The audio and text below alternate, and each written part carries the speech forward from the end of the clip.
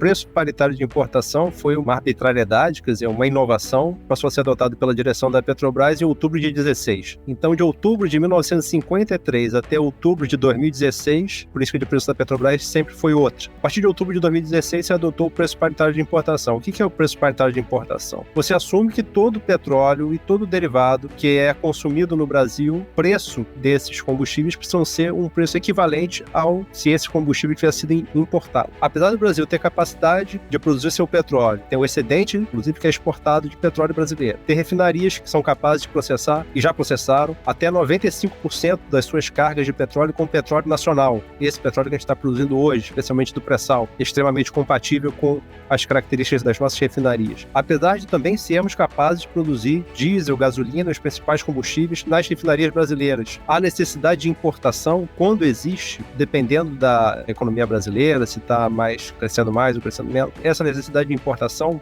para a gasolina não se verifica e para o diesel é residual, caso a gente ocupasse toda a capacidade de refino que a gente tem. Quer dizer, se a gente não deixasse as nossas refinarias ociosas, ocupassem elas na sua máxima capacidade, necessidade de importar diesel é residual. Então, se você tem necessidade de importar, vamos dizer, até 5% do diesel que é consumido aqui, por que você precisa praticar o preço do diesel como se todo o combustível tivesse sido importado? A Petrobras tem condições de praticar preços mais baixos, abastecendo todo o mercado nacional, de uma forma segura, como sempre fez, e ainda assim sendo altamente lucrativa, sem praticar esses preços. Na verdade, esses preços paritários de importação beneficiam a cadeia dos importadores, que passaram a ocupar até 30% do mercado brasileiro e deixaram as refinarias brasileiras na mesma proporção ociosas, até 30% ociosas. Os importadores que trazem o combustível que é produzido nas refinarias dos Estados Unidos, no Golfo do México, nos Estados Unidos, gasolina, diesel, até etanol de milho produzido nos Estados Unidos ficou viável de se trazer, ficou lucrativo de se trazer. O etanol de milho dos Estados Unidos em grandes volumes, quando a gasolina ficou muito cara. E enquanto isso, o combustível da Petrobras perdeu competitividade, encalhado na refinaria, teve que reduzir a carga das refinarias em até 30%. Beneficiou os importadores, beneficiou as refinarias dos Estados Unidos, beneficiou as distribuidoras que competiam com a BR distribuidora, que era estatal, tinha ocupado até 30% a 40% do mercado e foi perdendo, Então,